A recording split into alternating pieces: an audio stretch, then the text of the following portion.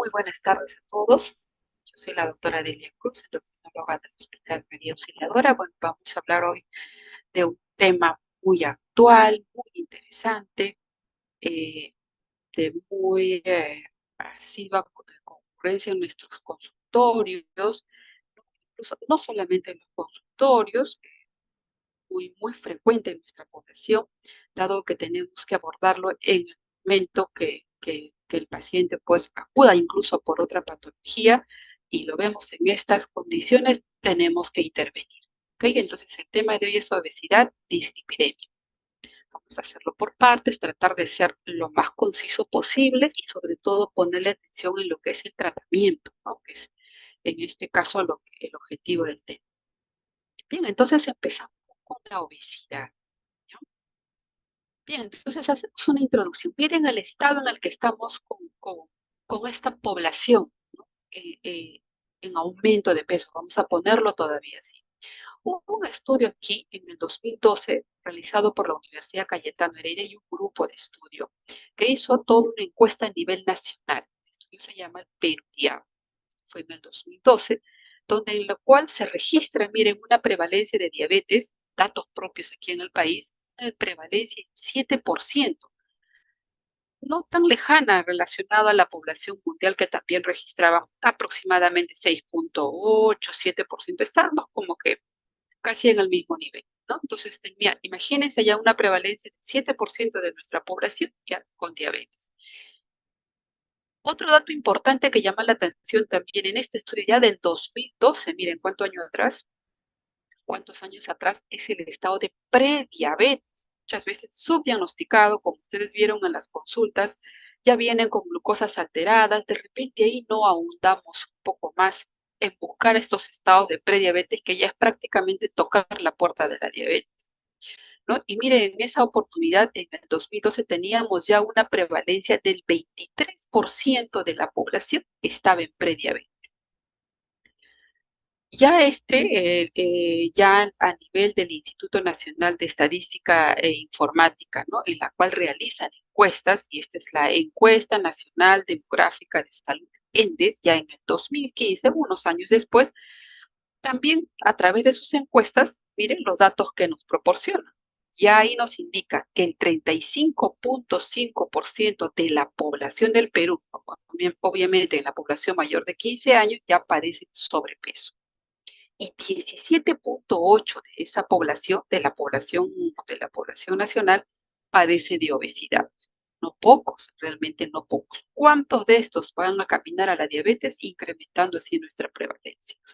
¿No? Entonces, como siempre se ha mencionado ya en los congresos, estamos ya prácticamente andando en una situación endémica de obesidad, cosa que antes no tenía esta importancia, ¿no? No se reconocía la obesidad como una enfermedad como tal, no tenía su código de enfermedad, el CIE-10, ¿no? El cual manejamos ahora, el cual ahora sí ya se puede abordar, ya se puede tratar, ya se puede intervenir. Entonces, ¿cómo definimos el estado de obesidad? Se habló muchas veces el consumo desproporcionado entre las calorías y el gasto calórico, sí, efectivamente tiene que ver, pero cuando se han ido revisando todo el proceso fisiopatológico, se encontró que no era tan tranquilito, así que uno aumenta de peso, y bueno, quedamos solamente en la diferencia de calorías entre lo que consumo y eh, lo que consumo y lo que gasto. No quedaba solo ahí, sino que a través de estos estudios a nivel de fisiopatología lo que se encontró es que había un estado inflamatorio crónico, pero de bajo grado. Decir de bajo grado, no me estoy refiriendo obviamente a esos estados inflamatorios propios que uno reconoce, ¿no? Como una celulitis, rojo, inflamado, no ese nivel de inflamación. Por eso lo denominamos de bajo grado, ¿no? Pero persistente, crónico, el cual se relaciona, sí, mecánicamente, como dice literal, ¿no? El término, a enfermedades metabólicas con complicaciones ya que se han demostrado a nivel de tejidos, incluso en órganos, a partir del estado de sobrepeso y obesidad. No necesariamente solo obesidad, ¿no? Ya desde el sobrepeso podemos empezar a tener daños. Entonces aquí la base de todo ello es que hay una enfermedad inflamatoria crónica, ¿no? De bajo grado. Obviamente uno no lo siente, pues. Si es que doliera estar obeso, les apuesto que no habría, no dejaríamos que el peso pues nos aumente. Entonces, ¿cómo hacemos el cálculo? ¿Cómo es que catalogamos? ¿Cómo encontramos? ¿Cómo calculamos? ¿No? Fácil, sencillo, una fórmula que todos lo conocemos, ¿no? El índice de masa corporal, ¿no? Para lo cual usamos esta fórmula, el peso dividido entre la estatura al cuadrado. Cual ya hay aplicativos, lo podemos hacer manualmente, con las calculadoras, con el teléfono, ¿no? Mucho más fácil de poder calcular. Sencilla, rápida, si bien calculando el IMC, tampoco es que esta sea muy específica, tampoco es que esta sea lo mejor para determinar este grado de peso, dado de que es solamente el peso neutro, ¿no? La masa en sí, pero no estamos hablando propiamente de la distribución del tejido adiposo, que tenemos varios tipos de tejido adiposo, ¿no? Tenemos la grasa, la blanca, que es la que realmente se relaciona con la obesidad, y otro tipo de grasa, la grasa parda, que más bien tiene que ver con la parte de la termogénesis, ¿no? Que tiene otro fin fisiológico útil, ¿no? Funcional. Entonces, esto no diferencia, no nos permite diferenciar qué tamaño, incluso con aumento de la masa muscular, que puede verse en personas, ¿no? Que de repente pues, practiquen ejercicio y de repente sí tengan un poco más de masa y esa diferencia tampoco nos ayuda a diferenciar. Tampoco en los pesos muy bajos. Podemos decir que esto está muy bien, está normal, pero de repente con poca masa muscular. Eso es lo que nos diferencia. Pero bueno, es con lo que contamos, una medida fácil, sencilla, ¿no? Y definitivamente esto es, en las consultas, como ustedes ven, atendemos tantos pacientes, nos ayuda siempre con un tamizaje. En realidad lo podríamos colocar en ese término, como un buen tamizaje. ¿Ven? Entonces aquí lo estaríamos. Entonces vamos desde un peso bajo, mire, normal, que va desde 18.5 hasta 24.9. Un sobrepeso ya se considera de 25 hasta 29.9. ¿No? Esto está en kilos por metros cuadrados de superficie, ¿correcto? Y ya obesidad, arrancamos a nivel del IMC de 30, ¿no? En esta relación. Primer grado va de 30 a 34.9, segundo grado de 35 a 39.9 y la obesidad de extrema mórbida de tercer grado ya mayor a 40. Estadiado eso, aplicado eso, conociendo eso, podemos interpretar lo siguiente. ¿Por qué se estadia así? ¿Por qué primer grado, segundo grado, tercer grado? Se ha visto con los estudios, ¿no? Si vamos a este cuadrito, está mi puntero, ¿qué cosa vemos aquí? Miren, un descenso, ¿sí? Fácil, no les voy a complicar. Un descenso. Eso se ve en pesos inferiores a 25, ¿no? Que estamos hablando de pesos normales abajo. Se le hizo un seguimiento a un grupo de pacientes, ¿sí? En lo cual seguimiento no se registró durante los primeros 5 años, pero sí, después de los 5 años, miren lo que se vio. Si yo mantengo mi peso por debajo de un IMC de 25, mi riesgo de mortalidad dice. Pero ¿qué se encontró? Que del peso de 25, estamos hablando de sobrepeso, cuando este aumentaba entre 15 kilos por metro cuadrado de superficie, si lo pongo en IMC sería 5 más. Si mi IMC aumentaba en 5 más, ¿no? Del punto de partida, aumentaba mi riesgo de mortalidad. Y miren cómo va en su vida. Y de ahí los estadiajes parten de 25 a 30, tengo más riesgo de mortalidad. Me aumento 5 más, 35, más riesgo de mortalidad. Y así hasta 40, ¿no? Que es ya la severidad, la obesidad extrema, severa, mórbida.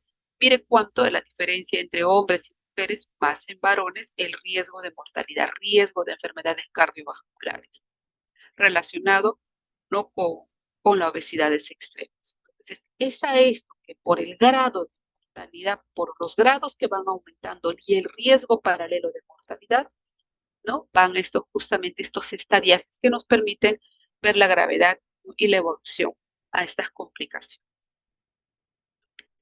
También se hizo otros estudios en los cuales se relacionaba el peso con la aparición de diabetes, una de las complicaciones de las varias a las cuales me va a conllevar estando obeso.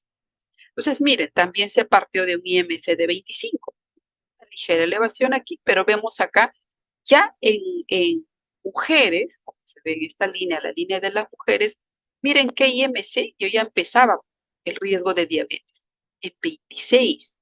Y en varón sí se vio que a partir de 30, ¿no? Entonces, considerando estos pesos, estos grados como factores de riesgo. Si bien un tiempo, ¿no? Los protocolos, las guías nos indicaban 30, 35, y eso ya fue disminuyendo, incluso ahora por encima de 25.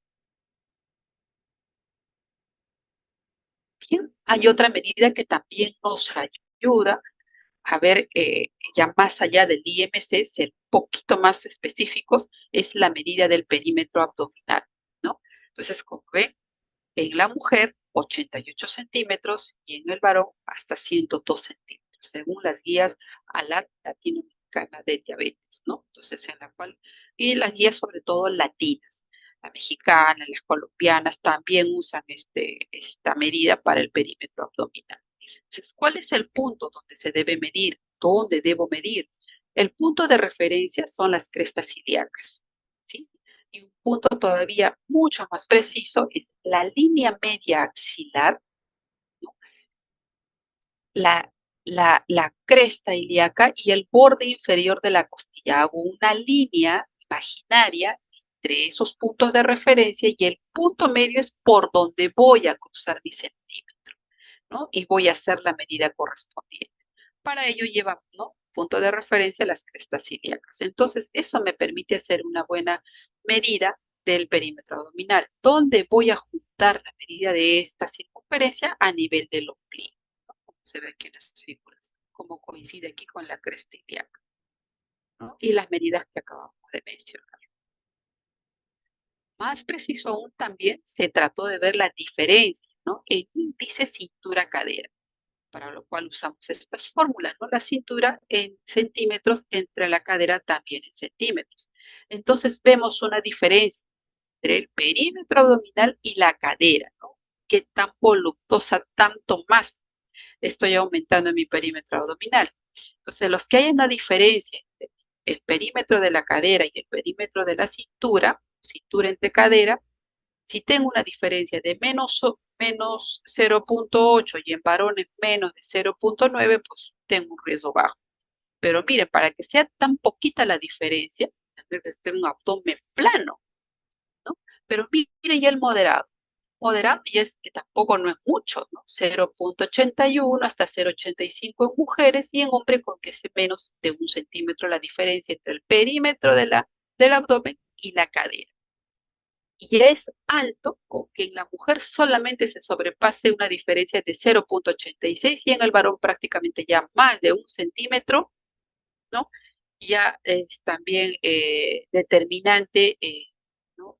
Para determinar el grado de obesidad, en este caso considerando el índice, ¿no? Más o menos en este alto grado correspondería a la figura que tenemos aquí, miren, más cintura con relación a su cadera, ¿no? Cuánta protrusión del abdomen, ¿no? Cuánto tejido adiposo. Bien, entonces, ¿a qué me lleva estar obeso? ¿Cuál es solo estar gordito, no? Sino cuáles son las complicaciones de ese estado de obesidad, ¿no? La obesidad prácticamente se sitúa ya en un factor de riesgo, que definitivamente no aparece todo al mismo tiempo, todo va apareciendo en la escala de tiempo, ¿no? Resistencia a la insulina, que eso tiene relación con la diabetes mellitus tipo 2, ¿no? Enfermedades cardiovasculares, hipertensión arterial, infartos, ACVs isquémicos. Trastornos inmunitarios también, como se va a ver en la fisiopatología dentro de este proceso inflamatorio crónico, los trastornos inmunitarios, ¿no?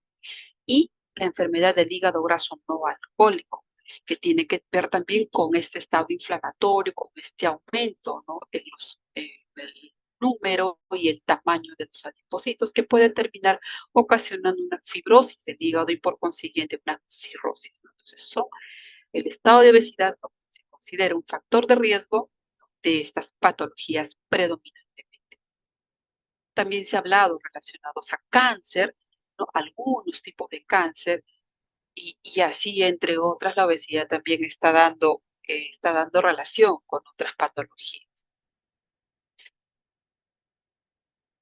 Bien, entonces vamos a revisar un poquito la fisiopatología, no nos vamos a explayar mucho, lo que es lo que ocurre. Miren, este es un tejido adiposo no inflamatorio normal, en la cual sí tenemos nuestras interleuquinas, tenemos nuestros macrófagos ahí, pendientes de que en qué momento este tejido adiposo envejece, ¿no? Senescencia, envejece, se muere, y entonces empiezo a hacer la reconstitución del adipocito, ¿no? Estos son prácticamente todos los ácidos grasos que en la medida normal de mi dieta, pues voy a almacenar un poco y eso es lo que voy a tener en mis adipocitos, ¿correcto? Y este proceso pues va a mantener el equilibrio, ¿no? En la medida de lo que el adipocito va cambiando, no hay, como verán aquí, miren la cantidad de interleuquinas, que son proinflamatorias, de bajo grado, obviamente, ¿no? Más por reconstitución del adipocito, ¿no? Células macrófagos también que intervienen más en este proceso de reparación. Pero, ¿qué pasa cuando vamos aumentando de peso, vamos comiendo un poquito más, un poquito más, un poquito más? Entonces tenemos que aumentar la capacidad de nuestras reservas. Y una de ellas, el tejido adiposo. Entonces ya no almacenamos el ácido graso de esta manera. Miren lo que sucede aquí. Los adipocitos empiezan a aumentar de tamaño, ¿sí? Hacen una hiperplasia. ¿Por qué? Con la finalidad de sobreestoquearse de estos ácidos grasos, producto de todo de los alimentos, ¿no? Si esto no alcanza, entonces tenemos que acelerar ese proceso, hacer una hipertrofia y aumentar en número, ya no solamente en tamaño. Todo esto acelera estos procesos que con tranquilidad controlaba el adipocito, se muere, lo voy a renovar. No, acá ya va a ocurrir mucho más acelerado todo. Van a aumentar mis estados, mi estado inflamatorio se va a aumentar mucho más, 10 veces más de lo que ocurriría normalmente para mantener el equilibrio. Entonces empiezan a producirse citoquinas, adipoquinas, con la finalidad de aumentar todo este pool, ¿no? de células inflamatorias, ¿no? Como son enzimas, ¿no? Factor de necrosis tumoral, catequinas, elastasas, un sinfín de enzimas que van a intervenir justamente para la aceleración. Los adipocitos, cuando llegan a un punto de sobreestoquearse tanto, entran en hipoxia, y al entrar en hipoxia, esas se envejecen, mueren, ¿no? Y tienen que activar los macrófagos para hacer toda la fagocitosis de estos tejidos adiposos y así promover el mayor número de adipocitos, ¿no? Y todo esto crea un estado de inflamatorio permanente, el cual ya se ha demostrado, ¿no? En ratones, en animales. También hay una reacción para mantener el equilibrio de que no se esté formando mucho. Siempre tenemos un controlador. Esa es la respuesta inmune, ¿no? Las células inmunes también empiezan a infiltrar con la finalidad de mantener este equilibrio. ¿Correcto? Entonces hay unas apoptosis aceleradas, cosa que no se ve en un estado no inflamatorio. Si esto lo mantenemos por mucho tiempo, vamos a hacer una metainflamación, es decir, permanentemente y por mucho tiempo. Esto va a crear a nivel de estado inflamatorio, va a llevar a un estado de resistencia a la insulina, como vamos a ver aquí, ¿no? Entonces, esto ya he visto un poco más estructurado, comparando, ¿no? Los adipocitos en estado normal y un proceso inflamatorio, sí, pero con la finalidad de mantener ese equilibrio, de ir reponiendo nuestros adipocitos respecto al tiempo que estas duran, ¿no? Envejecen y se mueren y es en su apoptosis. Pero cuando es disfuncional, ¿no? Miren cómo aumenta el tamaño, ¿no? Estas hacen hipoxia, la célula se muere, hay senescencia celular por esta saturación de ácidos grasos, ¿no? Eso va a promover liberación de adipoquinas, todos los factores proinflamatorios, con la finalidad de promover la hiperplasia y la hipertrofia de estos adipocitos.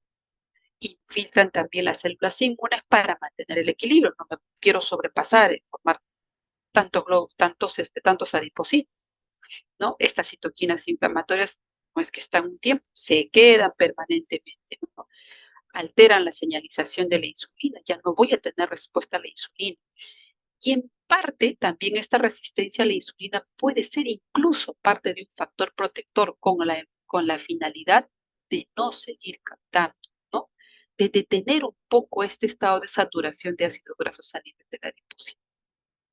Pero la consecuencia es que este estado de resistencia a la insulina a lo largo del tiempo me genera el riesgo de diabetes, todo lo que lleva eso, ¿no? Bien, entonces se empezó a estadiar los grados de obesidad. No podíamos decir solamente, bueno, tienes una obesidad de primer grado, una obesidad de segundo grado y hasta se acabó. Se vio de que en cada estadiaje el paciente podía ya estar incluso teniendo algún evento, alguna complicación. No podíamos esperar estas complicaciones de las que hemos hablado, ¿no? Solamente en una obesidad de tercer grado, una obesidad mórbida.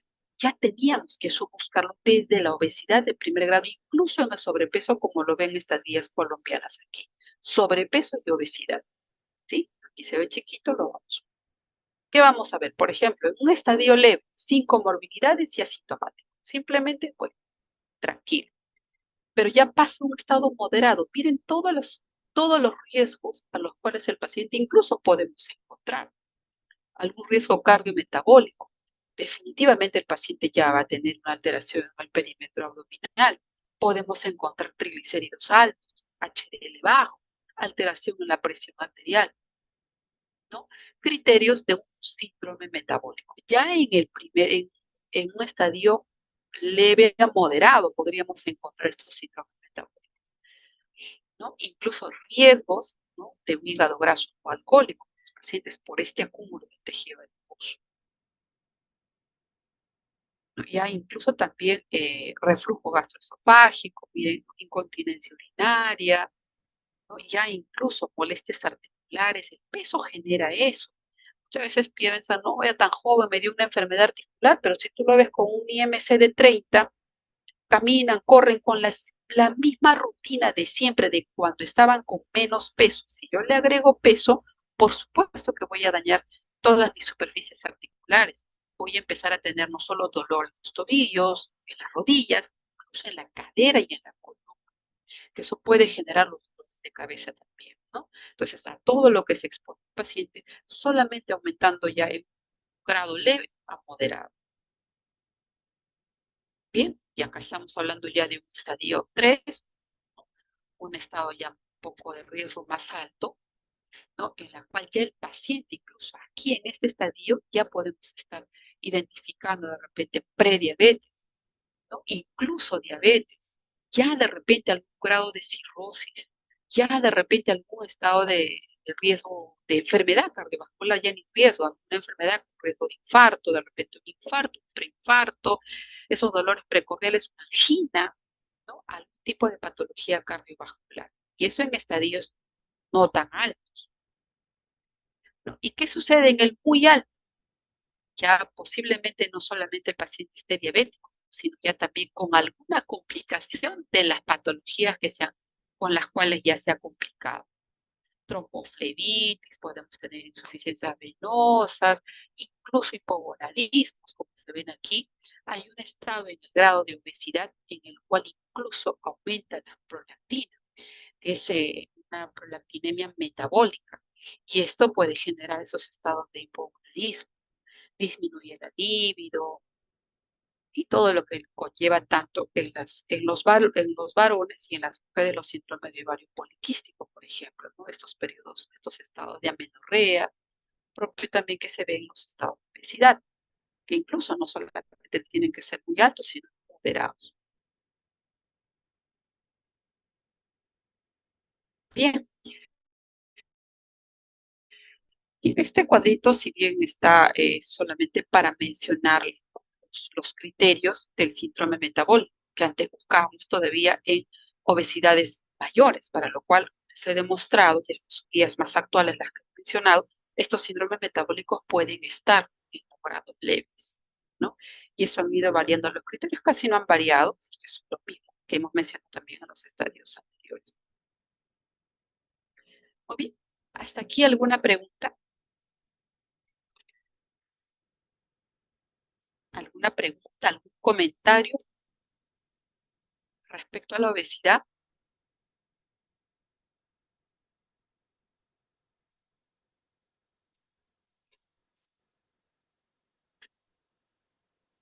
¿Alguien me puede decir, por ejemplo, si hemos hablado de resistencia a la insulina, cuál es la señal clínica más evidente de estado de resistencia a la insulina?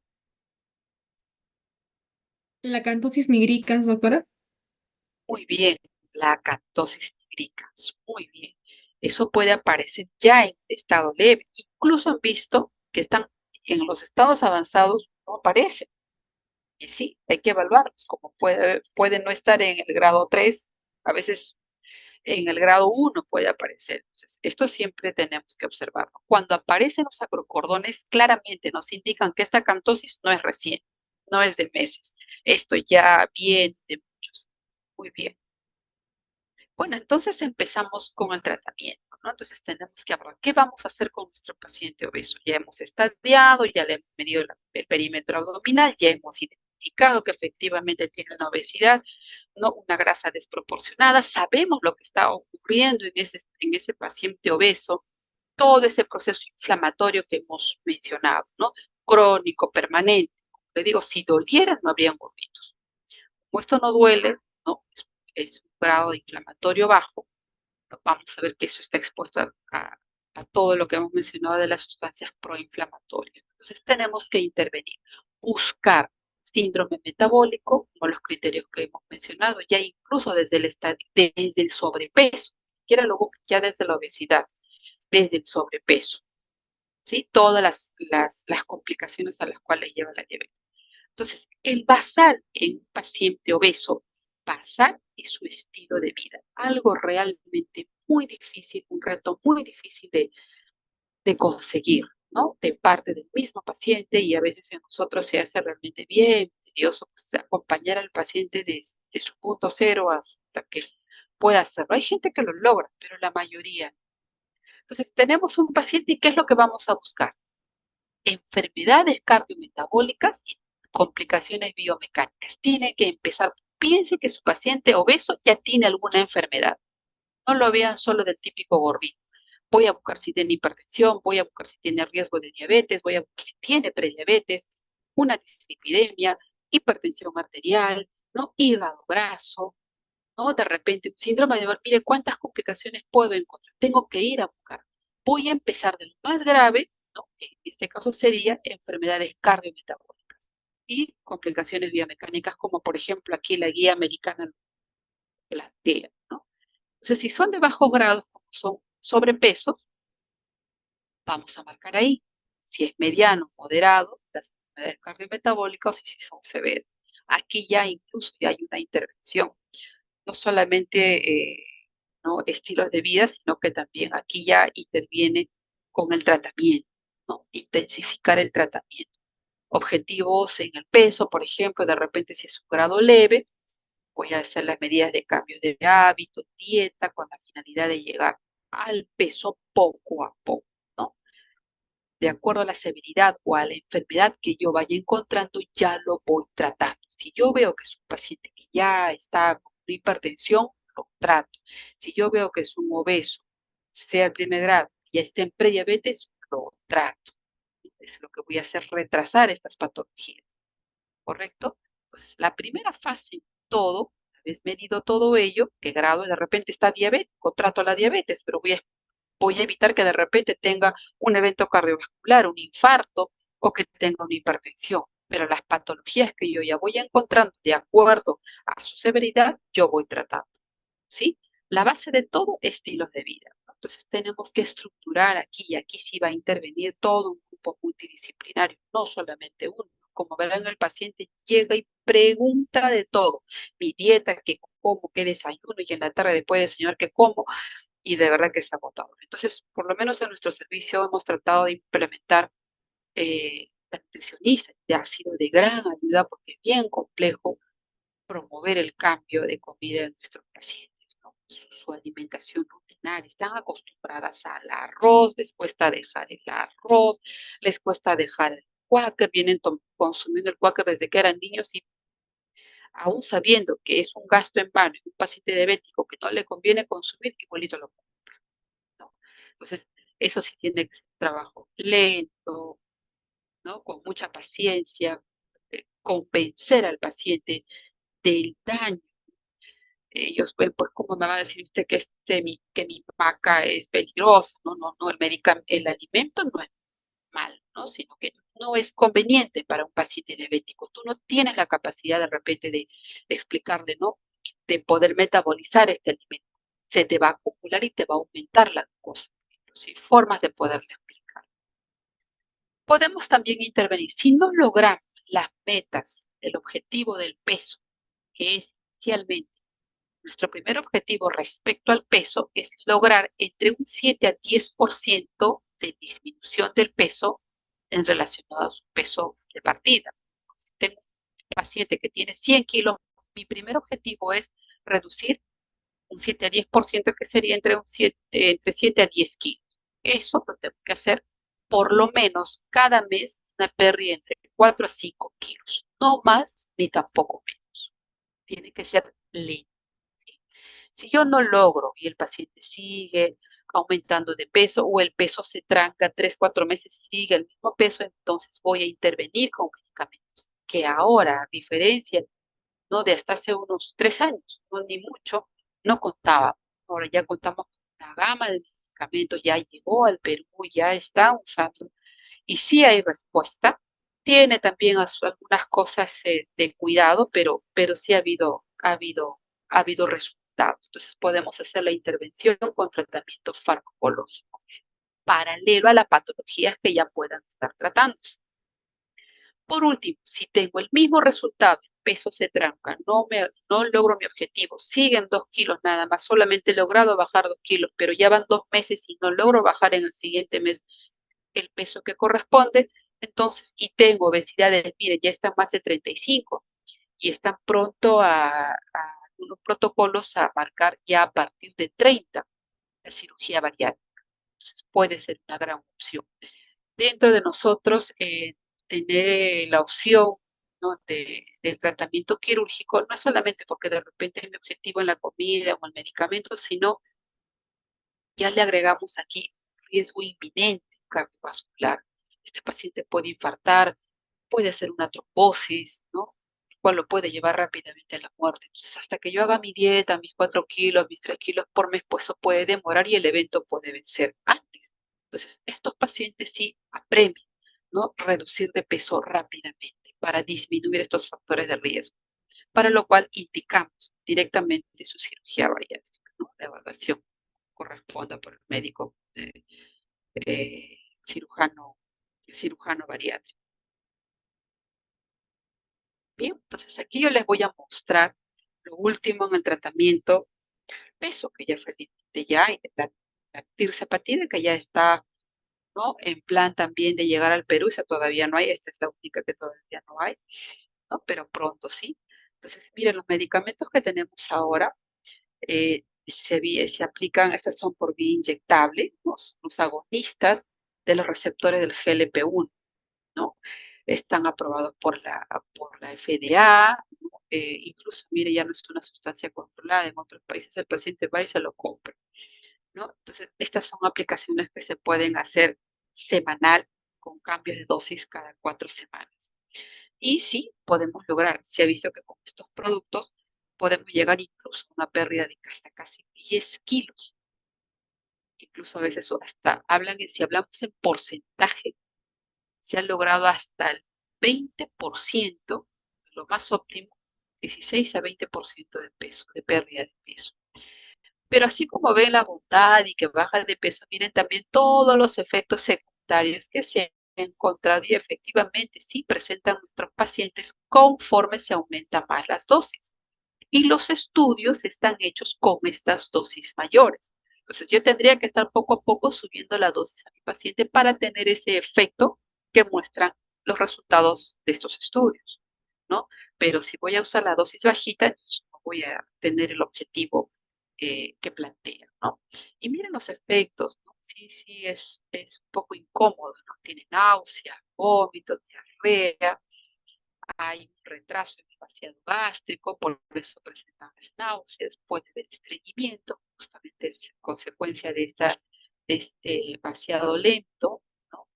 El paciente obviamente sí hay efectivamente una disminución del apetito, ¿no? Algunos toleran, vamos dándole pocas dosis, vamos aumentando cada 4 semanas o cada 2 semanas, un poco incrementando la dosis hasta que puedan tolerar la dosis óptima. Y a veces cuando no la toleran, pues quedamos con las dosis más bajas y tratamos de que mantenga con eso, ¿no? Eso no significa que solamente sea el medicamento el objetivo del tratamiento, sino la dieta para facilitar que este paciente consuma las calorías que se le recomienda y quitamos un poco ese impulso, ¿no? De la polifagia y de esa ansiedad permanente, ¿no? Del apetito. Esto sí ya contamos aquí. Semaglutide, la liraglutide, que es la que ahorita está como Victoza, Saxendas, de repente ya la conocen, ¿no? Sí nos ha dado resultado, ¿no? Se aplica tal cual como una insulina, ¿no? Las dosis va de 0,6 miligramos subcutáneo una vez al día, se va incrementando hasta 1,2 y la dosis máxima es de 1,8, por lo cual también los estudios demostraron la pérdida de peso, ¿no? Tampoco es una sustancia controlada, ¿no? Y también tiene esos efectos como todo GLP-1. Estos son los, y por también, eso era lo último en los GLP-1, ¿no? Y también ya está también estos medicamentos, combinaciones entre ansiolíticos que tienen algunos efectos anticonvulsivantes, ¿no? Pero directamente estos ya tienen una acción central, a nivel central, como es la fentermina y el topiramato, una combinación bastante efectiva, ¿sí? ¿No? Que también se inicia el paciente con dosis bajitas, 3,75, ¿no? Y poco a poco se va incrementando a la semana y vamos viendo los efectos. Estos tratamientos también tienen un tope, no es que se les da permanentemente, más o menos hasta 3, ya de repente el cuarto mes, pero el punto de corte es 3 meses, ya tenemos que ver el resultado. Y hay otros también, que también aquí están en venta, la Trexona, el Bupropion, también al mismo nivel que la fentermina y el topiramato. Otros menos, ¿no? De menos resultado, no es como el Orlistat, el cual ya no se usa mucho, porque sus efectos todavía se consiguen al año de tratamiento, mientras que los otros se consiguen en mucho menos tiempo. Y mire, un tiempo se usaba Orlistat, y tenían también otros efectos indeseables, calambres, flatulencias, ¿no? Muchas veces las deposiciones tenían mucho contenido graso, mucha eliminación de gases que incomodaba realmente al paciente. Bien, estos son otro tipo de medicamentos que ya también solo se puede dar la fentermina, ¿no? Que es la que más estamos usando actualmente. Estos medicamentos no están, pero sí la fentermina. Hay ahora liberación inmediata, igualito se usa con dosis progresiva y hasta un tiempo de 3 a 4 meses. La particularidad de estos medicamentos que normalmente he usado también con pacientes es, por ejemplo, a veces el paciente se confía, efectivamente con la fentermina no tienen apetito, les disminuye el máximo de apetito, entonces no comen. Y a veces se confían, bueno, no tengo hambre, a lo que comían tanto que de pronto ya me corte, pues felices por no comer y no comían. Pero resulta que en el momento que ya se terminó la dosis, no había el medicamento y se venía un apetito, pero voraz, típico de esos que no ha comido uno todo el día y en la noche tengo hambre y como lo que sea, ese tipo de apetito. Y por eso hacían fácilmente este efecto rebote. Entonces aquí, como verán, basal es el estilo de vida. Esto es un apoyo para que el paciente ayude a manejar mejor su dieta, que ese es el que tiene que ser permanente, no la medicación. Para tal caso, si no va a ser un cambio de estilo de vida, va a tener que usar por lo menos los GLP-1 por siempre. Bien. Entonces, hemos hablado de la parte farmacológica, los medicamentos que ya se pueden usar ahora. En complemento de la dieta, se han hablado de muchos tipos de dietas, la dieta intermitente, un fin de dietas, ¿no? En las cuales parte desde no solamente hacer restricciones en los grupos de los nutrientes, es decir, carbohidratos, menos carbohidratos, más grasas, sino también incluso solamente que sean hipocalóricas. Pero aquí hay un cuidado. Entonces, las dietas hipocalóricas pueden partir desde 800 hasta 1200 calorías al día. Dietas hipocalóricas sí van a bajar de peso, por supuesto que sí, pero tampoco tienen que ser muy hipocalóricas. Y hablamos hipocalóricas cuando ya están por debajo de 800. Si yo empiezo con 1200, lo puedo bajar a 1000, lo puedo bajar a 900, sí voy a bajar de peso. Con dietas hipocalóricas voy a bajar de peso. Pero hay un punto de las calorías al cual se hizo unos estudios entre medir si sigo bajando, si yo veía que bajaba conforme bajaban las calorías, llegué a 800 y quise bajar incluso menos, esto es en pacientes, por ejemplo, obesos, que uno quisiera que baje rápido de peso, ¿no? Indicado en este grupo de pacientes. Se hizo una comparación entre 400 y 800 y se veía que el individuo no bajaba más de peso, se estancaba, se estancaba. Entonces, ¿cuál era aquí el componente de que por qué cuanto más bajo las calorías, el paciente ya no bajaba de peso? Era porque pasado los 800, incluso ya llegaba a 400, lo que ocurría era una desaceleración de la tasa metabólica. Si yo ya voy viendo que estoy consumiendo poquito a poquito, todo también va a ir ralentizando. Mis procesos metabólicos se ralentizan. Tengo que acomodar mi cuerpo a esa poca caloría, como cuando tienen un teléfono con baja batería, ¿cierto?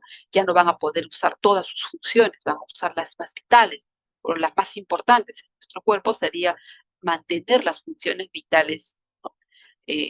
Funcionantes.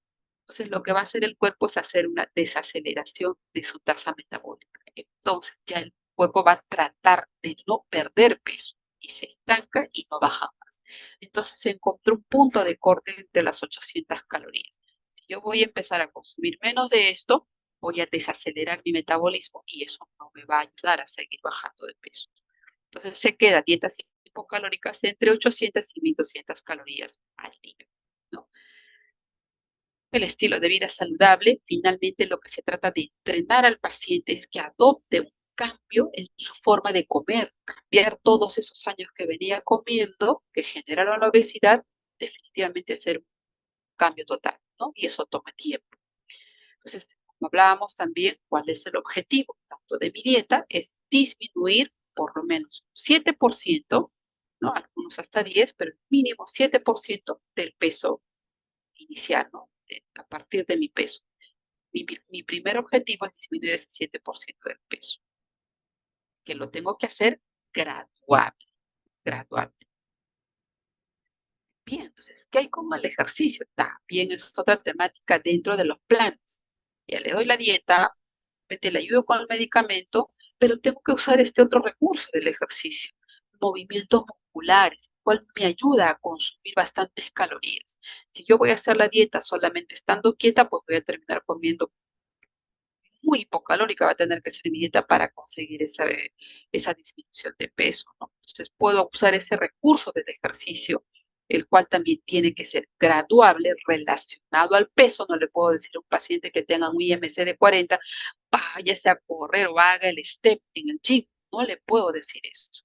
Tengo que empezar con ejercicios, ¿no? De baja intensidad, ¿no? De repente que solo camine, la primera, si, por ejemplo, se implementa 150 minutos a la semana con caminatas ligeras, él no va a empezar con caminatas ligeras, empezará simplemente con las caminatas normales, pausadas, lentas, y voy haciendo progresivo hasta llegar a las caminatas ligeras. Tengo que ver la reacción de sus rodillas, sus piernas, si eso está generando alguna dolencia, ¿no? A nivel biomecánico, por ejemplo, ¿no? Que la pueda alterar. Eso tiene que ser graduable, como les repito, relacionado al peso, ¿no? Entonces, si yo logro al paciente que logre tener un hábito en su ejercicio, este sí va a ser un buen indicador de que el paciente sí va a ir, se va a continuar perdiendo peso. Pero si veo que es un paciente que ya, bueno, se acomodó a la comida, pero no ha tenido adherencia con el ejercicio, esto sí no se ve bien, ¿no? Entonces, solamente a costa de su dieta piensa bajar de peso, las dietas van a tener que ser al borde ya de las dietas de muy baja caloría que tampoco nos les va a ayudar.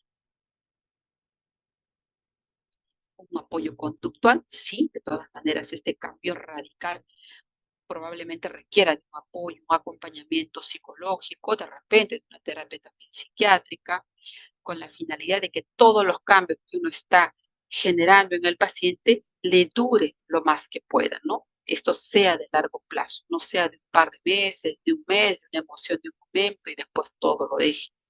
Y como vemos, conforme más aumenta, aumenta su riesgo de mortalidad. Y tengamos un paciente que en menos de un año con un infarto, ¿no? Más severo. Muy bien. Aquí alguna pregunta, comentario antes de pasar a la segunda parte.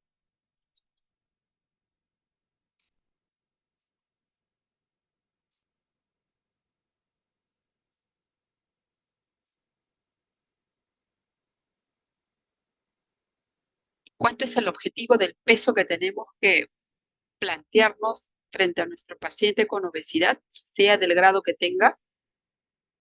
Mínimo 7%, doctora, el Muy peso bien, corporal. 7%.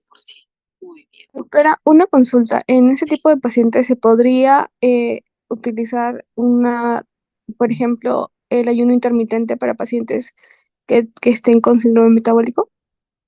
Sí, se puede probar. Miren, estas dietas, si bien aparecen un sinfín de dietas, ¿no? Un sinfín. No todas se acomodan, tienen sus inconvenientes, ¿no? De tal manera que mientras nos demuestre que las calorías son inferiores a las que está consumiendo y lo pueda tolerar, de verdad que por mi parte podría ser, ¿no? Podría ser.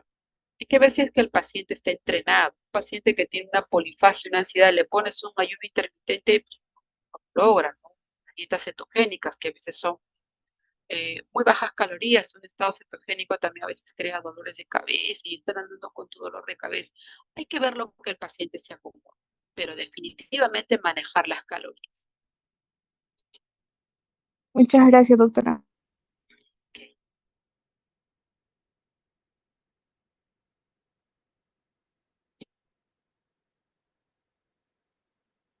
¿Cuánto era el perímetro abdominal en un obeso?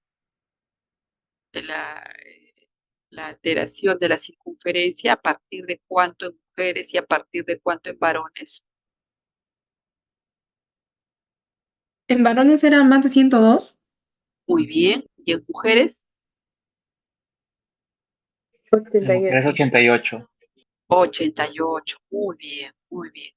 Eso sí, ya de repente algunos ya estamos llegando al 88. Hay que tener cuidado. ¿Ya? A ver, ¿qué otras preguntas? Eh,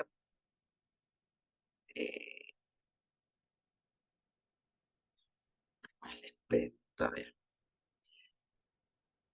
¿Se acuerdan de los criterios de... Esto sí, de repente está un poquito más allá. Es de los criterios de síndrome metabólico.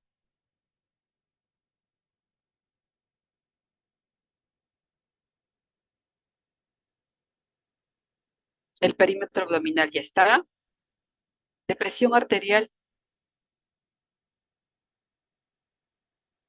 Mayor a ¿se acuerdan? 130/85. Muy bien, muy bien. Dos. Glucosa, Mayor a 110. mayor a 100. Nada más mayor a 100. Bien. ¿Qué más? Faltan dos, que tiene que ver algo con el perfil lipídico, ¿se acuerdan? El HDL y el triglicérido.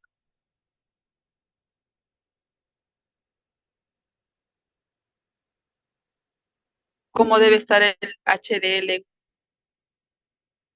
síndrome metabólico?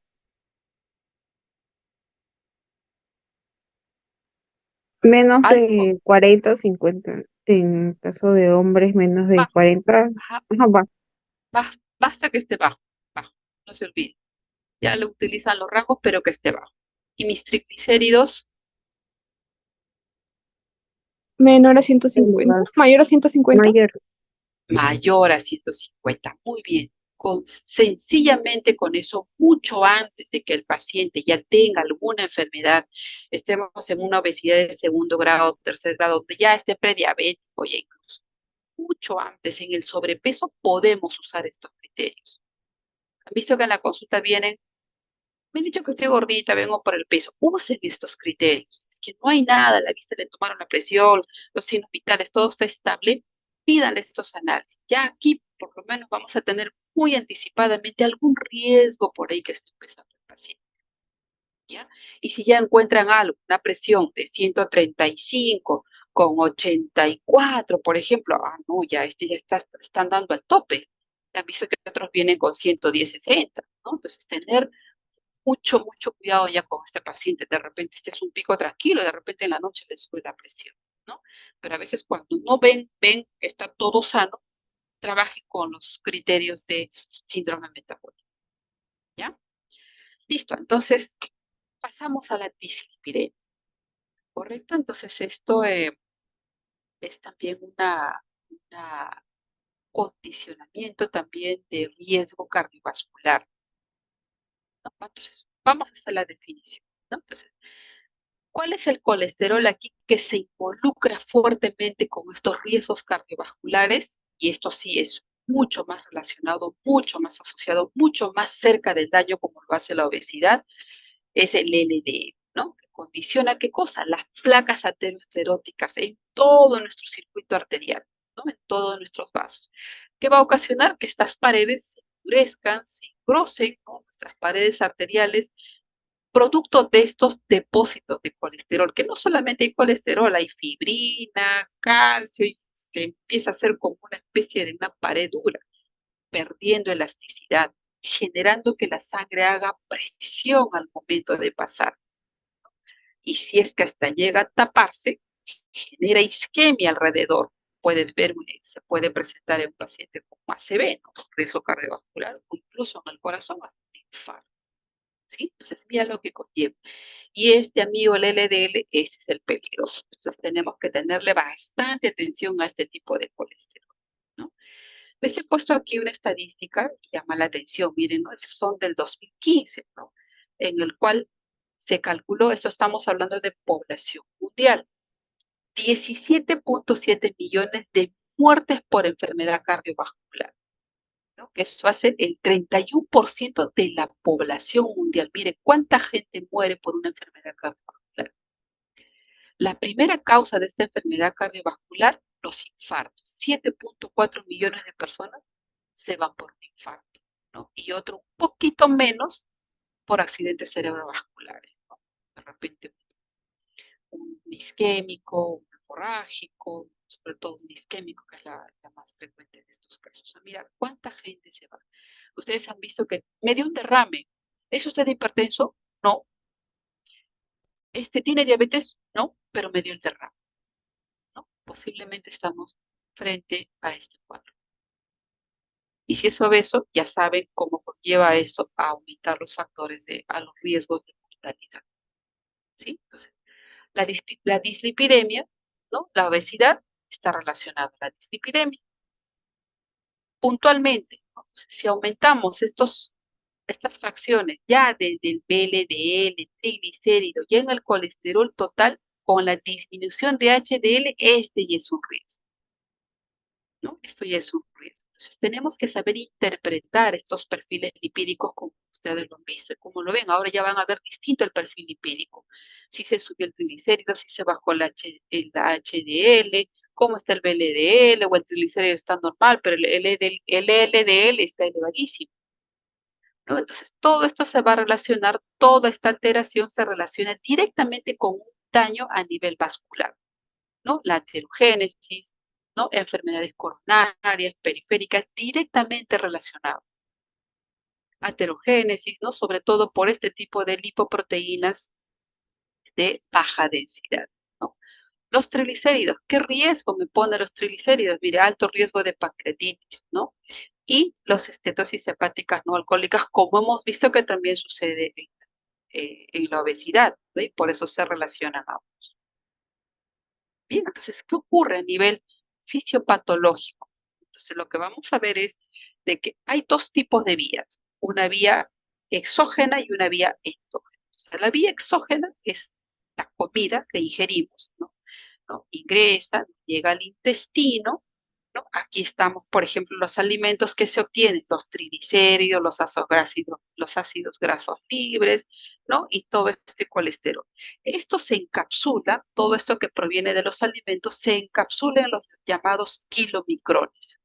Estos kilomicrones, para que se transporten en sangre, necesitan las apolipoproteínas, que pueden ser de diferentes tipos. En este caso aquí sería la B48.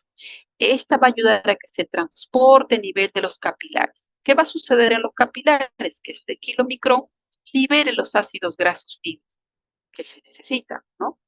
¿Dónde se van a depositar esos ácidos grasos libres? A nivel muscular y a nivel del adipocito. Ahí se quedan, ahí se van a ir estoqueando. Como no lo uso, ahí lo voy a guardar. Músculo y en la grasa corporal, ¿sí? Esta es una vía exógena. Pero también tengo otra vía que es la endógena, la que viene directamente de los guardados del hígado, ¿no? Forma el VLDL, miren, del hígado, ¿no? Igualito, de la misma manera, los kilomicrones, porque los restos que estos quedan en el capilar van y se guardan en el hígado. Como estos se están guardando aquí, estos también salen y se liberan a la sangre, pero ya en forma de VLDL, de más baja densidad todavía. Aquí de la misma manera se conforman los kilomicrones con sus respectivas apolipoproteínas para transportarse en los capilares. Y de la misma manera libera los ácidos grasos libres que se van a seguir acumulando en el tejido adiposo y en el músculo. Estos, así como liberaron aquí sus kilomicrones, sus residuales, se almacenan en el hígado, estos liberan LDL. Entonces, miren de dónde viene, desde acá. Todo lo que como, el exceso lo libero, lo guardo acá. Como tengo demasiado, sigo liberando y al final termino formando el LDL, que este es el patológico, no el peligroso, ¿no? Entonces, los kilomicrones, ¿cómo se ven? ¿Cómo se componen? Miren, triglicéridos, la mitad. Y miren acá, ¿no? Mucho más todavía. Esta es la cantidad de triglicéridos que van, y de aquí es donde se van a producir estos ácidos grasos libres que se van a acumular y se van a guardar en el músculo y en el tejido adiposo, ¿no? Con sus respectivas apolipoproteínas con las cuales se transportan en los capilares. Bien, en este cuadro también mucho más bonito, más esquemático, todo en uno, ¿no? Entonces aquí la vía exógena, que decíamos se viene con los kilomicrones, que a través de la linfa llega a los vasos sanguíneos y a través de esta enzima, la lipoproteína lipasa, degrada el triglicérido y saca los ácidos grasos libres, los cuales lo va a almacenar en el músculo y en el tejido adiposo. Los que no se usan se van y se guardan en el hígado. Del hígado vuelve a salir, porque estos no los pueden tener acumulados, no hay que sacar, hay que limpiar, y sale el BLD de la misma manera, en forma de kilomicrón, ¿no? Conducido por estas apolipoproteínas, se van a los capilares, la misma enzima actúa, la lipoproteína lipasa, liberando ácidos grasos libres que también van a terminar guardándose en los miocitos y en los adipocitos. Los productos que salen de ese LDL, que se vuelve a juntar en el hígado, de ahí que por eso este hígado graso que contiene harto LDL, miren lo peligroso que es para el hígado, el riesgo del hígado graso alcohólico y de cirrosis, ¿no? Y asimismo, no solamente en el hígado, sino en otros tipos de tejidos extrahepáticos, ¿sí? Clarito, ¿no? Sencillo para entenderse cómo es este mecanismo de la dislipidemia, ¿no? La ruta endógena y la ruta exógena. Y tenemos también nosotros un mecanismo de protección, ¿no? En la cual se van a bloquear esto. Cuando tenemos mucho LDL en sangre, ¿no? A nivel extrahepático, lo que va a hacer es se van a activar unas enzimas, ¿no? En las cuales bloquean los receptores del LDL. Miren todo lo que es el mecanismo de protección, de autocuidado a nivel hepático, de tal manera que ya no va a permitir y los receptores los destruye a nivel lisosomal, una, una, una degradación lisosomal, ¿no? Como una fagocitosis, como estas tienen enzimas, las degradan con la finalidad de que ya no haya ningún receptor y el LDL no entre, para preservar lo que queda. Imagínense cuánto todavía, para una cirrosis hepática, cuánto LDL acumulamos. Muy bien, entonces Si bien pedimos los exámenes de laboratorio, con el cual nos entregan detalladamente todos los valores, también lo podemos calcular, ¿no? Entonces, esta es una forma, la fórmula de Friedewald, en la cual calculamos el LDL de la siguiente manera: colesterol total menos el triglicérido entre 5 más el HDL, ¿no? Y podemos tener un aproximado calculado en el cual parece ser el más aproximado a tener el verdadero resultado de LDL. Lo podemos hacer incluso una vez teniéndolo, a ver si coincide con el resultado que nos calcula, ¿no? Porque también en el laboratorio hacen los cálculos, no es que encuentran el LDL.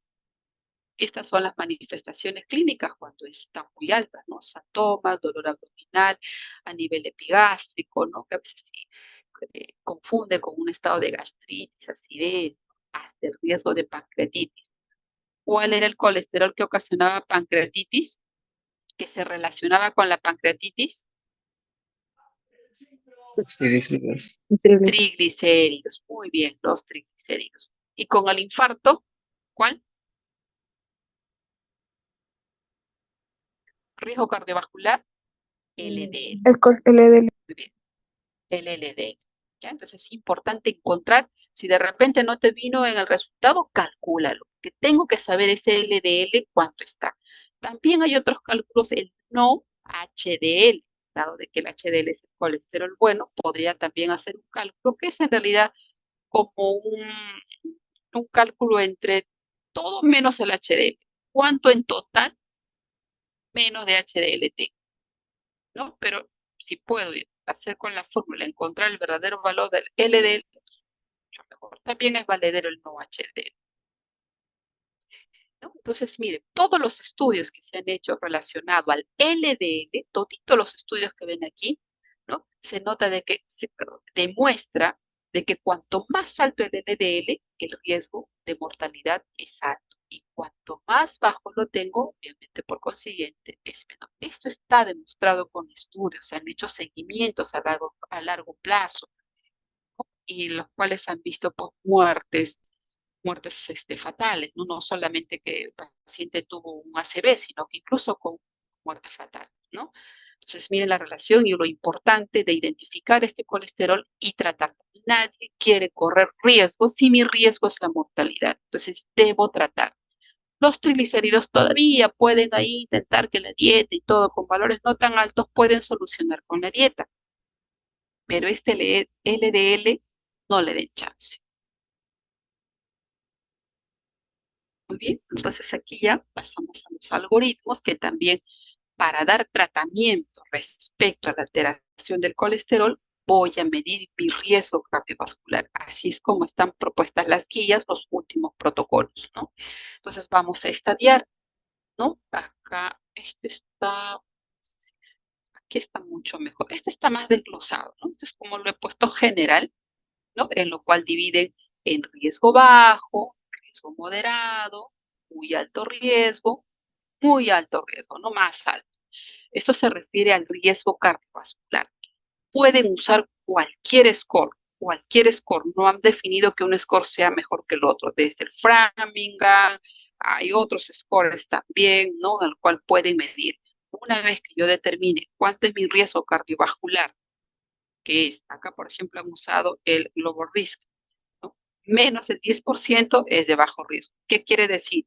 Si yo tengo mi riesgo de morir menos del 10%, porque todos los riesgos cardiovasculares están hechos en 10 años. Si mi riesgo de morir es menos del 10% en 10 años, entonces me corresponde un riesgo bajo. Si está entre 10 y 19%, ya moderado. Algún factor más yo debo estar teniendo para que mi riesgo aumente. Si tengo el riesgo muy alto, ¿no? O más alto riesgo, de eso va a depender las metas de mi colesterol, ¿sí? Si tengo un riesgo bajo, de repente no voy a bajar mucho mi colesterol LDL, lo voy a mantener en un rango estable. Pero si yo ya tengo riesgo de por sí de tener un riesgo cardiovascular y tengo mi LDL alto que está relacionado con la mortalidad, lo debo tener más bajo. Eso quiere decir el tratamiento, ¿no? Con el riesgo cardiovascular. ¿Sí? ¿Quedó claro? Un poquito revisamos acá. Riesgo bajo, no tiene enfermedad cardiovascular, ¿no? y tampoco probabilidad de este tipo de eventos. Eso me coloca si es que dentro de mis cálculos, en la aplicación que usen o el riesgo que usen, el score que usen, les indica que están menos del 10%.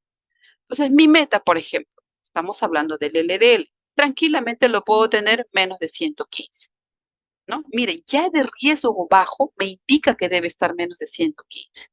Yo recuerdo que todavía antes el LDL era menos de 150. Miren, ya no, el riesgo bajo ya lo debo tener menos de 115, ¿no? Mi tratamiento, bueno, hay que controlar los factores de riesgo, si es que el paciente fuma, es sedentario, ¿no? Tratar de hacer la educación correspondiente a la alteración que tiene el paciente, ¿no? Cambiar el tipo de su alimentación, ¿no?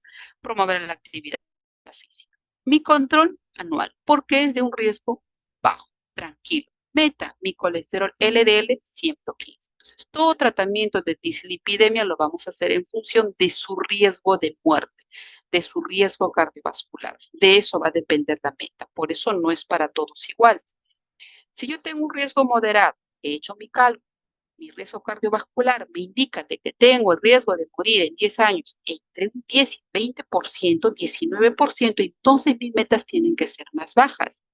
Ya voy a hacer mi cálculo de LDL, mi meta, mejor dicho, de LDL ya tiene que ser por debajo de 100. Si soy más optimista todavía, lo puedo hacer, como he puesto aquí opcional, reducir hasta en 40 miligramos según el valor de inicio, ¿no?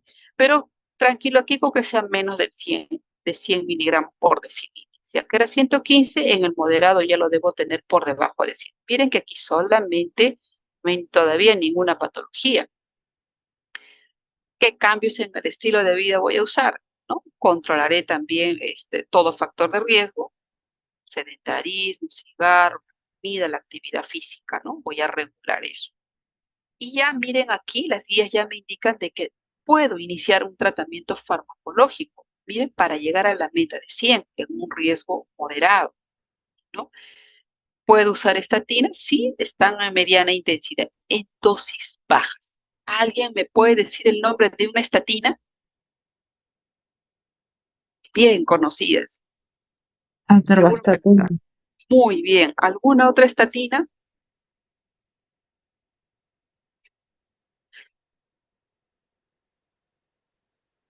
A ver, muy bien la atorvastatina. Bien, bien, está bien. Otra, La simvastatina. muy bien. La simvastatina, rosuvastatina también, ¿no? La atorvastatina y la rosuvastatina son las estatinas con las cuales muchos de los estudios han demostrado efectividad y control, ¿no? La simvastatina efectivamente sí, dentro de metas que podamos conseguir en disminuir más rápido el LDL, este sí no ha demostrado mucha efectividad, pero en todo caso lo podría usar de repente moderado. Todavía puedo cuestionar si voy a usar o no alguna estatina. ¿Sí? Entonces, mi meta en moderado, menos de 100 miligramos por decilitro. ¿Qué pasa si ya tengo, que era riesgo moderado? Es otro riesgo moderado, un poco más moderado. Entonces, aquí miren lo que ya voy a encontrar. De repente aquí ya el paciente ya tiene diabetes, ¿no? Y es un riesgo un poco más alto, ¿no? Puedo tener de repente ya incluso una hipertensión que ya conlleva incluso algún grado de alteración en el filtrado glomerular. Y aquí las metas de mi LDL tienen que ser más bajas todavía. Si yo tengo un paciente diabético, miren, el LDL dentro de nuestros protocolos que manejamos lo debo tener por debajo de 70. Los valores y las metas del LDL cambian según el riesgo vascular que corre el paciente, ¿sí? Entonces aquí ya con estos riesgos que el paciente tiene, de ser hipertenso, de ser diabético, mi meta es mucho más baja, ¿no? Vamos aquí, modificación, lo mismo, ¿no? Voy a tener que hacer un control, ya no lo voy a hacer anual, ya desde el moderado ya empiezo a hacer semestralmente, estilos de vida, dieta, ejercicio, ¿no? Sedentarismo, promover, ¿no?, el movimiento. Y aquí sí, miren la diferencia con el menos moderado, ya las estatinas en dosis altas. ¿Cuál sería en la atorvastatina una dosis baja? ¿Alguien me puede decir? 10 miligramos, 20 miligramos. Y si ya hablamos de intensidad, ya tengo que subir a 40, incluso 80 miligramos, ¿no? Pues eso ya es en riesgos muy altos. Y aquí incluso, mira, las guías están siendo un poco más agresivas, ya agregar un complemento como es la ezetimiba, que a veces esto antes lo usábamos ya cuando estaban todavía en riesgo muy alto, pero mira, ya se está bajando en un riesgo moderado. ¿Sí? Y cuando ya llegan a riesgos muy altos, según este cálculo de riesgo cardiovascular, y el paciente de repente ya tiene un evento cardiovascular, ya se vuelve más peligroso todavía. Las metas de ser diabético, de tener una enfermedad renal crónica y diabetes tipo 2 me refiero, ¿no? Por ejemplo, ya de repente algún evento cardiovascular también. Miren hasta qué punto puedo bajar mi LDL. Como verán, ya no es un valor único, eso va a depender va a depender del riesgo. En este caso, miren a cuánto ha llegado. Tengo que tenerlo por debajo de 55, que sería lo ideal. Mínimamente por debajo de 70. Opcionalmente u óptimamente, si lo voy a poner así, por debajo de 55, no voy a aumentar mi riesgo de mortalidad. ¿Sí? Los mismos cambios de siempre, y aquí en el tratamiento farmacológico, miren, ya se agrega la estatina, la ezetimiba obligatorio y o ya estos tratamientos a nivel molecular. Justamente estos medicamentos que actúan bloqueando los receptores ya del LDL con la finalidad de disminuir estos daños, sobre todo a nivel hepático y en cualquier tejido donde tenga estos receptores de LDL, ¿no? Ya son tratamientos a nivel molecular. Entonces, así se va intensificando el tratamiento. Antes era sencillo, menos de 150, tardas la estatina, recién si tenía un evento, aumentabas el tratamiento y eso ha cambiado completamente. Se usa el score de riesgo cardiovascular y de acuerdo al resultado, mis metas también cambian.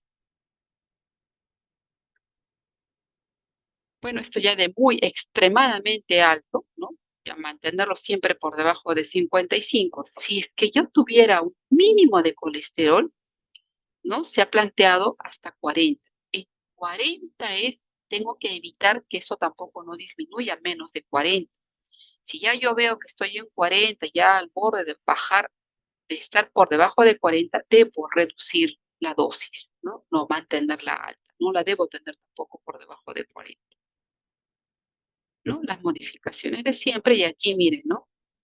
Ya la mezcla de ambos, ¿no? Ezetimiba ya con el tratamiento molecular directamente, porque a veces las estatinas ya no controlan, ¿no? Ni aún en dosis altas y aún por sus efectos secundarios también, ¿no?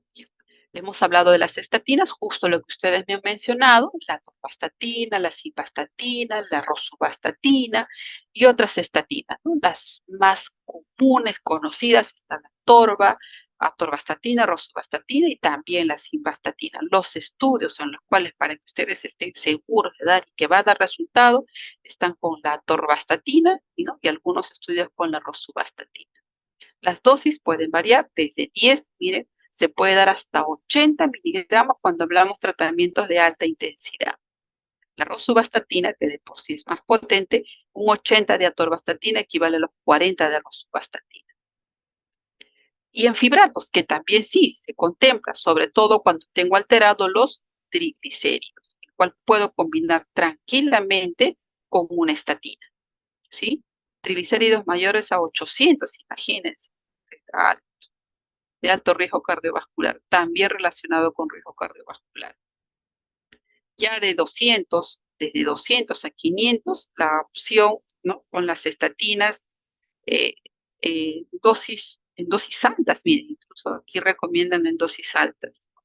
Aquí tengo el cuidado de calcular, aquí ve, aquí sí recomienda calcular el no HDL, no debe ser del 30, ¿no? Y tener bien el cálculo también de la LDL. Si tengo triglicéridos mayor a 500, aquí sí debo mezclar una estatina, miren, ¿no? Con un fibrato.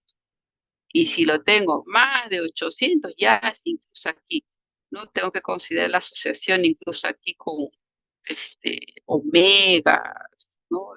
E incluso hacer permanente tratamiento, porque sí se ha llegado.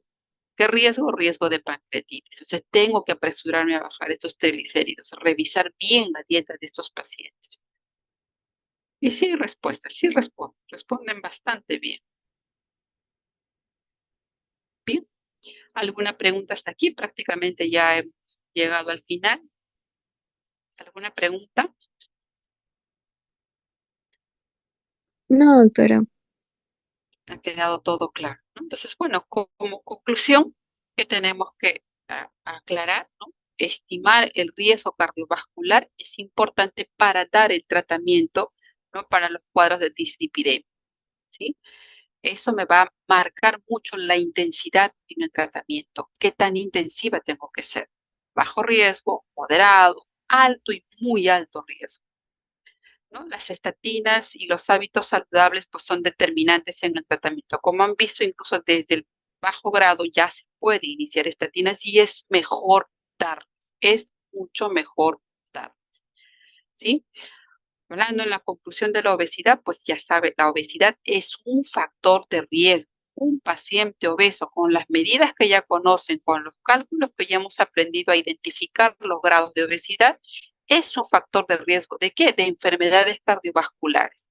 Cuanto más grado aumento, no solamente tengo que pensar que está más gordito, tiene más riesgo de morirse, que se lo ha demostrado con estudios. Y eso era un estudio de riesgo de muerte por todas las causas. Es un potenciador la obesidad para cualquier situación que el paciente tenga, ¿no? Si es fumador, la obesidad le aumentará más el riesgo de muerte, ¿sí? Entonces, no se olviden que estar obesos es una condición de una enfermedad inflamatoria de bajo riesgo. Es un enfermo de siempre, es un enfermo de siempre. Sí, esto va a tomar tiempo, de repente en que desarrolle, ¿no? Estas complicaciones que hemos mencionado, pero nosotros tenemos que anticipar y sí los podemos evaluar, ¿no? Síndrome metabólico, ya ver, ¿no? Los factores de riesgo, triglicéridos, la presión, la glucosa, ¿no? Buscar estas patologías que de repente ya pueden estar empezando. Si ya le dio su diabetes, ya le dio su prediabetes, ya le dio su hipertensión, tratar. Si sigue gordito, sigo en el plan de bajarle de peso. ¿Ok? Bueno, muy bien. Muchas gracias por su atención.